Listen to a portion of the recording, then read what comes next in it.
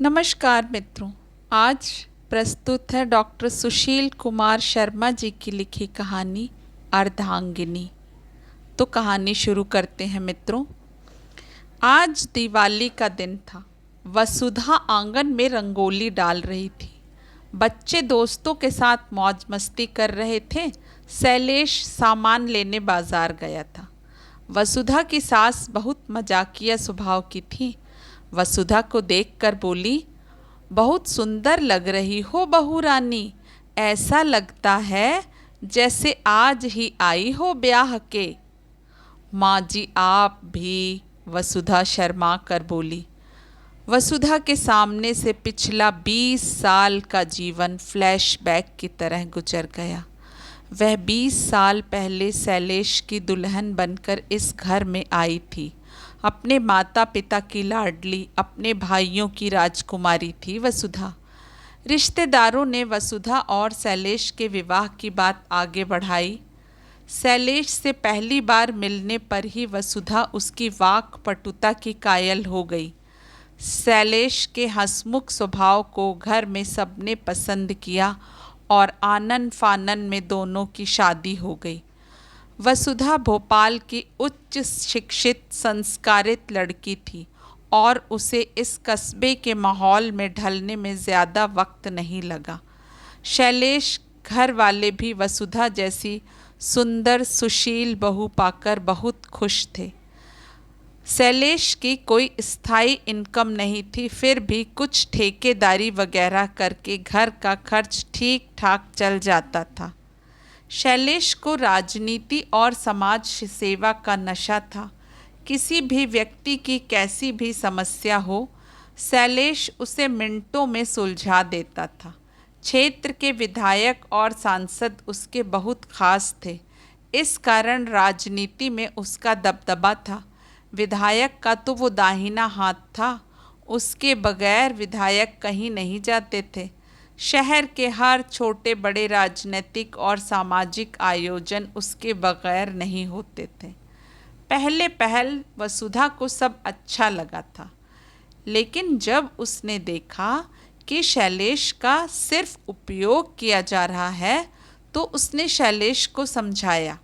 आप कुछ अपना बिजनेस शुरू क्यों नहीं करते? वसुधा ने पूछा। राजनीति और समाज सेवा ही तो मेरा बिजनेस है, शैलेश ने मुस्कुराते हुए कहा। लेकिन मैं देख रही हूँ कि इसमें हमें कोई लाभ नहीं है, वसुधा ने चिंतित स्वर में कहा। फायदा होगा अर्धांगिनी, तुम देखती जाओ, एक दिन तुम विधायक बनोगी, शैलेश ने मुस्कुराते हुए कहा।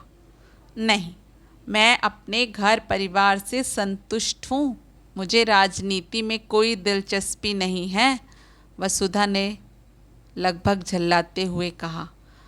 लेकिन शैलेश पर तो जैसे नशा सवार था। उसने वसुधा की किसी भी बात को गंभीरता से नहीं लिया। कुछ समय बाद पार्षद के चुनाव में उसने अपनी राजनीतिक पकड़ के चलते विधायक की अनुशंसा से चुनाव का टिकट हासिल कर लिया। महिला सीट होने के कारण वसुधा को चुनाव लड़ना पड़ा।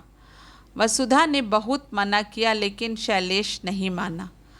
अरे मेरी अर्धांगिनी, तुम नहीं समझोगी, कितनी मुश्किल से टिकट मिली है, महिला सीट है, मैं इस पर चुनाव नहीं लड़ सकता, तुम्हें ही खड़ा होना होगा। ऐसे मौके बार बार नहीं आते। कौन जाने कल इसी आधार पर विधायक की दावेदार हो जाओ। अगर विधानसभा सीट महिला के लिए आरक्षित होती है तो तुम्हें तो चुनाव लड़ना ही है, शैलेश ने अपना अंतिम फैसला सुनाते हुए कहा। वसुधा को मालूम था कि शैलेश से बहस करना मूर्खता है, क्योंकि वह बहुत जिद्दी है। एक बार उसने जो ठान लिया फिर उसको मोड़ना बहुत मुश्किल होता है। अपने व्यवहार और लोकप्रियता के चलते शैलेश और वसुधा तो चुनाव जीत गए। इसके बाद शैलेश पर राजनीति का जुनून सवार हो गया। वह बच्चों और वसुधा को अब पहले से भी कम समय देने लगा। इसकी शिकायत वसुधा अक्सर करती। सुनो जी, अब बच्चे बड़े हो रहे हैं, खर्च भी बढ़ रहे हैं, ऐसे कैसे काम चलेगा? क्या चीज़ की कमी है तुम्हें और बच्चों को? सारी सुख सुविधाएं मिल रही हैं, भैया हैं, पापा हैं, चिंता किस बात की है तुम्हें? शैलेश ने कहा। राजनीति बहुत खराब है, इसका कोई भरोसा नहीं। आज सत्ता साथ है, कल नहीं रहेगी। हम फिर क्या करेंगे? वसुधा ने चिंतित स्वर में कहा। अरे अर्धांगिनी, कल तुम विधायक बनोगी, काहे चिंता कर रही हो?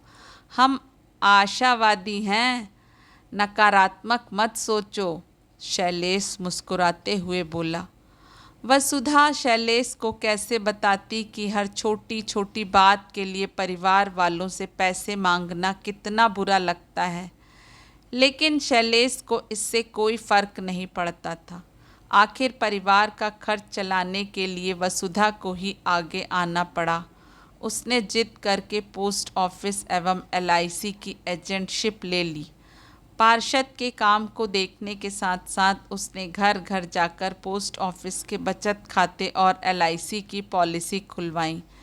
इससे इतना कमीशन मिलने लगा कि घर का खर्च आराम से चलने लगा। विधायक का अति विश्वास पात्र होने के कारण शैलेश बहुत व्यस्त रहने लगा था। रात दिन विधायक जी के साथ घूमना, दौरे करना, उनको प्राप्त शिकायतों का निराकरण करना, इसके साथ साथ अपने वार्ड की समस्याओं को सुलझाना उसकी नियमित दिनचर्या हो गई थी। वसुधा उसको अक्सर टोकती, देखो आप बहुत व्यस्त रहते हो, आपका स्वास्थ्य दिनों दिन गिर रहा है, मुझे बहुत चिंता होती है। अरे अर्धांगिनी, मुझे कुछ नहीं होगा, तुम जो मेरी सुरक्षा कवच हो। शैलेश हंसकर उसकी बात टाल देता था। मुझे अच्छा नहीं लगता आप विधायक जी की हर जिम्मेवारी अपने ऊपर ले लेते हैं, वसुधा ने शिकायती स्वर में कहा। देखो वसुधा, आज शहर में हमारा नाम है, विधायक, मंत्री, सांसद हमारे घर आते हैं, हमें मानते हैं, इसके लिए मेहनत तो करनी होगी। फिर कल हमारे विधायक बनने के रास्ते भी तो इसी मेहनत से खुलेंगे, शैलेश ने वसुधा को समझाते हुए कहा। देखिए, मुझे आपकी राजनीति से कोई लेना देना नहीं है, मैं अपने परिवार और बच्चों के साथ ही खुश हूँ, वसुधा ने थोड़ा उत्तेजित होते हुए कहा। अरे गुस्सा मत हो मेरी अर्धांगिनी, वैसे गुस्से में बहुत खूबसूरत लगती हो, शैलेश ने स्थिति भांपते हुए वसुधा को मस्का लगाया। वसुधा को समझ नहीं आ रहा था कि शैलेश को वो कैसे समझाए। बच्चे बड़े हो रहे हैं, उनका भविष्य, महंगाई के समय में परिवार का खर्च, बहुत सारी चिंताओं से वसुधा इस समय घिरी हुई थी। आखिर वही हुआ जिसका वसुधा को डर था। एक दिन शैलेश देर रात तक विधायक जी के यहाँ से काम निपटा कर आया था। सुबह जैसे ही उठा उसे चक्कर आ गया। आनन फानन में डॉक्टर को दिखाया, पता चला उसकी शुगर 400 के आसपास थी। डॉक्टर ने वसुधा और शैलेश को बहुत समझाया कि अब दौड़ धूप छोड़कर व्यवस्थित जिंदगी जीने की आवश्यकता है, क्योंकि शुगर खतरनाक स्तर तक पहुंच चुकी है। शैलेश ने मजाक में डॉक्टर से पूछा, डॉक्टर साहब, विधायक बनने तक तो कुछ नहीं होगा ना? शुगर थोड़े ही जानेगी कि तुम विधायक हो, वो तो अपना काम करेगी, तुम्हें ज़्यादा मिठाई खिलाएगी, डॉक्टर ने भी हंसते हुए जवाब दिया। वसुधा घर आकर चिंतित हो गई। उसने शैलेश से कहा, देखिए, आप स्वास्थ्य के प्रति लापरवाही ना करें, मैं आपके हाथ जोड़ती हूँ। वसुधा ने लगभग रोते हुए कहा।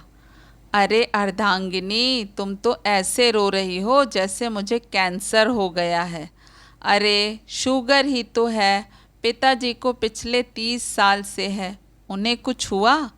एक गोली हर दिन सुबह शाम खाना है, खाने से पहले बस शुगर ठीक। शैलेश ने बड़ी बेफिक्री से वसुधा को समझाया। उसी समय विधायक जी का फ़ोन आया। शैलेश, भोपाल चलना है, नगर पालिका चुनाव के संबंध में प्रदेश अध्यक्ष मीटिंग ले रहे हैं। शैलेश की बातें खिल गईं। उसे इसी पल का इंतज़ार था। उसे लगा कि नगर पालिका अध्यक्ष की उसकी टिकट अब पक्की हो गई। उसने जल्दी से कपड़े पहने और वसुधा से कहा, भोपाल जा रहा हूँ, अपने पिताजी को कोई संदेश देना हो तो दे दो। वसुधा ने कुछ सामान अपनी माँ के लिए रख दिया। साथ में शैलेश को हिदायत दी कि वह समय पर भोजन से पहले शुगर की गोली जरूर ले ले। वसुधा बहुत चिंतित थी। उसे मालूम था कि शैलेश की दिनचर्या बहुत अस्त व्यस्त है, ना समय पर खाना ना सोना। ऐसे में शुगर का रिस्क खतरनाक होता है। लेकिन वह शैलेश के स्वभाव को जानती थी। वह किसी की बात नहीं मानता। भोपाल में मुख्यमंत्री, प्रदेश अध्यक्ष, चुनाव प्रभारी सब से मिलने के बाद शैलेश निश्चिंत हो गया कि उसकी नगर पालिका अध्यक्ष की टिकट पक्की है। इसी बीच नगर में मुख्यमंत्री जी का कार्यक्रम रखा गया, जिसमें उन्होंने संपूर्ण जिले को बाह्य शौच मुक्त की घोषणा की। समारोह की पूरी जिम्मेवारी और अधिकांश खर्च शैलेश और वसुधा ने उठाया। समापन पर मुख्यमंत्री जी ने विधायक जी एवं शैलेश की बहुत तारीफ की। आखिर नगर पालिका चुनाव की घोषणा हुई। नगर की सीट महिला घोषित हुई। जब टिकट की लिस्ट आई तो उसमें से वसुधा का नाम गायब था। शैलेश को बहुत ज़बरदस्त झटका लगा। विधायक जी को भी बहुत आश्चर्य हुआ कि उनका अनुमोदन भी खारिज कर दिया गया। पता चला कि जिसे टिकट मिला है उसने पार्टी फंड के साथ साथ चुनाव प्रभारी को भी भारी राशि से उपकृत किया है। शैलेश का हृदय टूट चुका था। वसुधा ने उसे बहुत सांत्वना दी कि जो हुआ वो ठीक है, ईश्वर ने कुछ सोच समझकर फैसला लिया होगा। लेकिन शैलेश के पूरे ख्वाब चकनाचूर हो गए। दिनों दिन उसका स्वास्थ्य गिरता गया। एक दिन पुनः उसे चक्कर आए और खून की उल्टी हुई। अचेत अवस्था में उसे नागपुर ले जाया गया। नागपुर में उसके बहुत सारे टेस्ट हुए। डॉक्टर ने रिपोर्ट देखकर वसुधा को बुलाया। वसुधा जी, बड़े दुख के साथ आपको बताना पड़ रहा है कि आपके पति की दोनों किडनियां खराब हो चुकी हैं। शुगर ने इनके प्रायः सभी अंगों को प्रभावित किया है। अगर जल्दी से इनका ऑपरेशन नहीं किया गया तो इनके हार्ट को खतरा हो सकता है, डॉक्टर ने बहुत गंभीर स्वर में वसुधा को बताया। वसुधा की आंखों में से झर झर आंसू गिर रहे थे। डॉक्टर ने वसुधा को सांत्वना दी। फिलहाल अभी खतरा नहीं है, फिर भी आपको हर 8 दिन में डायलिसिस तो कराना ही पड़ेगा। वसुधा को शैलेश से ज़्यादा खुद पर गुस्सा आ रहा था कि उसने शैलेश को रोका क्यों नहीं। क्या वो अपना अर्धांगिनी होने का फ़र्ज निभा पाई? डॉक्टर से बात करके वसुधा जब शैलेश के पास पहुंची तो माहौल बहुत गमगीन था। सबको पता चल चुका था कि समस्या बहुत गंभीर है। परिवार के लोग एक दूसरे को ढांढस बंधा रहे थे। वसुधा तो जैसे कि पत्थर की हो चुकी थी। उसने सोचा अगर उसने हिम्मत हार दी तो सब समाप्त हो जाएगा। पापा जी, आप चिंता ना करें, डॉक्टर कह रहे थे सब ठीक हो जाएगा। कई बार डायलिसिस से भी ठीक हो जाते हैं। वसुधा ने अपने अंतर मन को कड़ा करते हुए अपने सास ससुर को हिम्मत बंधाई।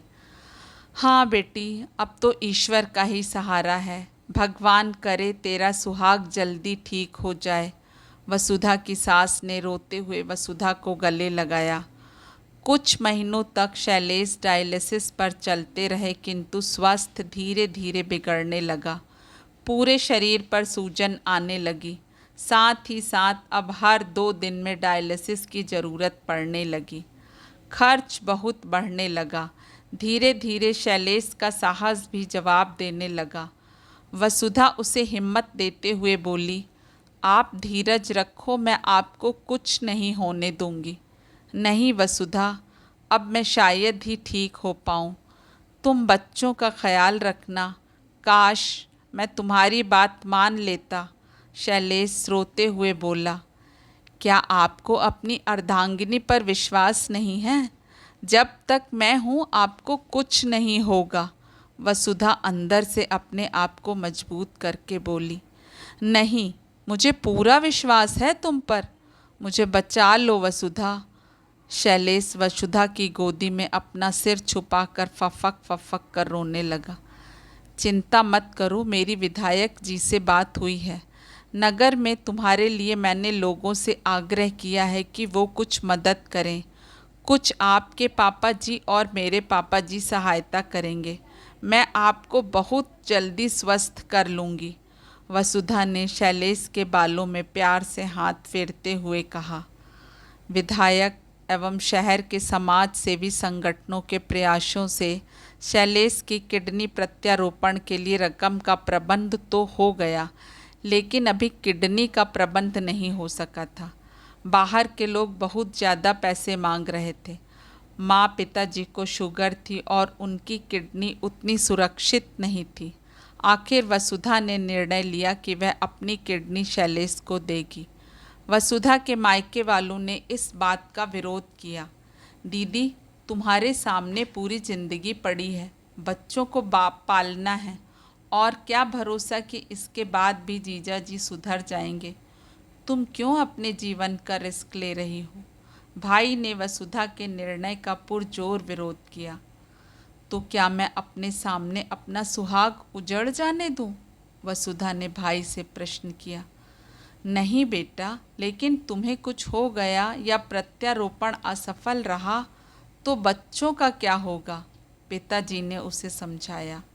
लेकिन पापा, मैं अपने सामने शैलेश को मौत के मुंह में जाते नहीं देख सकती। मैं अपनी अंतिम सांस तक उन्हें बचाने की कोशिश करूंगी। वसुधा ने सबको अपना अंतिम निर्णय सुना दिया। भोपाल के चिरायु अस्पताल में वसुधा और शैलेश ऑपरेशन थिएटर में थे। करीब 8 घंटे तक बॉम्बे से आए डॉक्टरों ने शैलेश के शरीर में वसुधा की किडनी का सफल प्रत्यारोपण किया। करीब 6 माह की सहन चिकित्सा देख रेख के बाद शैलेश और वसुधा आज अपने घर आ रहे थे। घर में उत्सव का माहौल था क्योंकि परसों दीपावली थी। दीपावली के दिन पूरा परिवार खुशियों में डूबा था। शैलेश लक तक नए कुर्ते पैजामे में जम रहा था। वसुधा लाल रंग की साड़ी में दुल्हन जैसी लग रही थी। शैलेश ने वसुधा को अपने पास खींचते हुए कहा, अब तुम सही मायने में मेरी अर्धांगिनी बनी हो।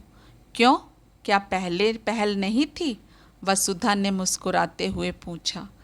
पहले सिर्फ रिश्तों में थी, अब तो तुम्हारे अंग से मैं पूरा हुआ हूँ। शैलेश ने वसुधा की गोदी में अपना सिर रखते हुए कहा। बाहर बच्चों की किलकारियाँ और दिवाली के पटाखों की आवाज़ें आ रही थीं। इधर वसुधा शैलेश के बालों में हाथ फिराते हुए सोच रही थी, क्या सावित्री अपने सत्यवान को इसी तरह से यमराज से लड़कर वापस लाई होगी? उधर शैलेश सोच रहा है कि वाकई पुरुष अपनी अर्धांगिनी के बिना कितना अधूरा रहता है। मित्रों, आशा करती हूँ कहानी आपको अच्छी लगी होगी, और यदि कहानियों का मेरा चुनाव और मेरा वाचन आपको अच्छा लगता हो तो प्लीज़ मेरा चैनल सब्सक्राइब कर दीजिएगा। नमस्कार।